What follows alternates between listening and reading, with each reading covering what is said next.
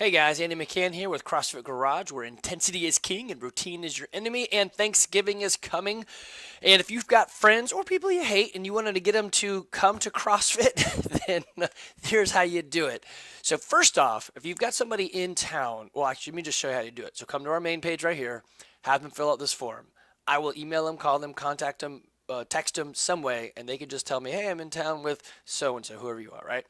And that will start their account in Wodify. I can get them a waiver, get them a trial. They can come all week, my treat, no problem.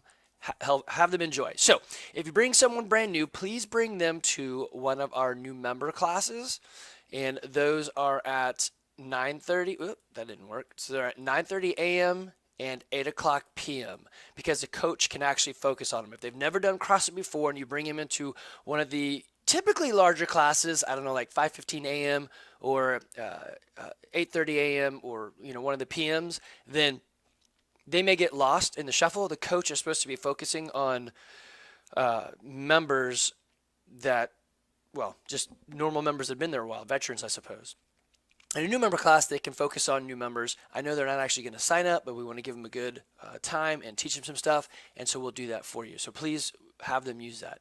We do have our Thursday Thanksgiving workout, which will be at 9:30 in the morning. It is going to be not so much coaching, more, hey, here's the workout, get yourself warmed up, let's do it. The coaches are going to be there to keep you safe and not necessarily teach people new stuff. So if you've got somebody that's brand new that's never done this, I would not recommend bringing them to the Thursday workout because they're just going to be lost and they're going to hate you. Unless you hate them, then bring them, and that's totally fine.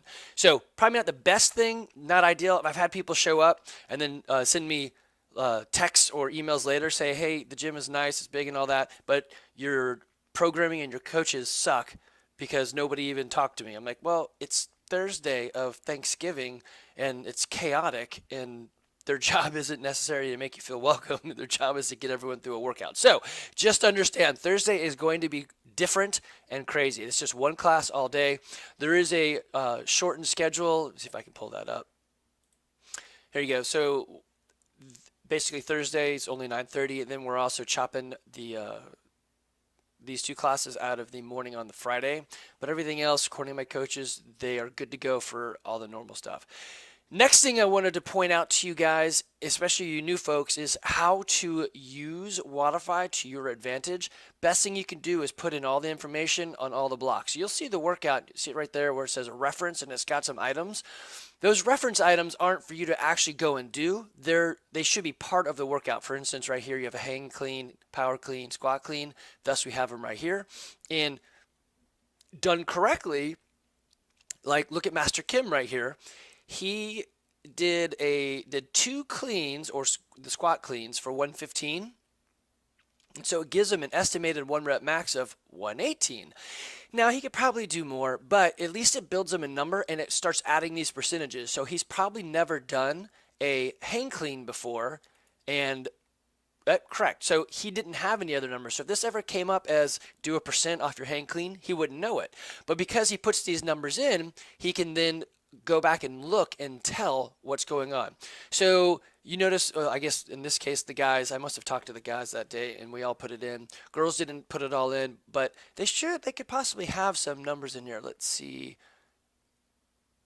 Yep, so Tisha, who's been here a long time, she already has numbers in there. It's not necessarily, she didn't have to put this in there because she already has a 1 rep max, and doing one at 95 pounds, actually that's really close to your 1 rep max, good job, is not going to push that number up. But had she put in, actually watch, so well, I don't want to mess with her numbers, but if she had put in, like I did 4 sets of 1 at that weight, it probably would bump her 1 rep max up. So we add those things up, put them in here so that it gives you better data points for you to track yourself on. And if you notice, like I think it was Tuesday, we did Jackie. I don't remember what classes we were in, so I use mine so that I can't offend anybody. So I put in my one. So Jackie has a 1,000-meter row in it, right? So it starts off with, there it is, a 1,000-meter row. And so if you could grab that time, then you could put it in. So I put in my 1,000-meter row, and this is good for me to see. So so my best ever is 340, And in a workout, I did 347. So there was a 1,000-meter row plus other stuff. So I should look at that and go, huh, well, I should be able to beat that. And I should have made a note to myself that I kept a 153 pace. So let me go back and I'll actually add that in there and you'll see that note. So it was 153 pace.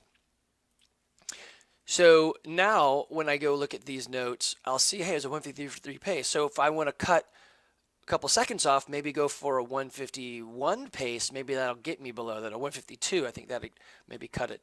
But point is, actually, they wouldn't. I have to go a little faster because it's 7 seconds. But anyway, point is, the more data you give yourself, the better it is. So, for example, in this Jackie, I've done this a bunch, and I would make notes on what I did as my row time and how I broke things up, and I chalked the bar ahead of time and things. And so a note here, try it at 153. I didn't do 153, I did 154. So this time I did 153, and I was able to get a PR. So the oldest I've ever been in the gym on that Tuesday, and I got the fastest time I've ever got. So it's possible to be here for 11 years and still get better, which is great when you look at it. Yeah, I don't really do that many like huge PRs, maybe a pound here or a second there.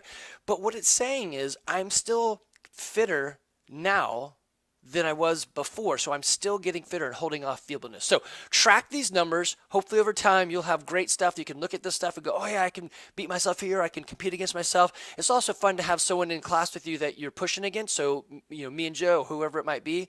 But use this as an opportunity to track yourself and grow yourself and see your success, not just to come to the gym, do some workout and leave. So make sure you write those things up. All right, y'all take care.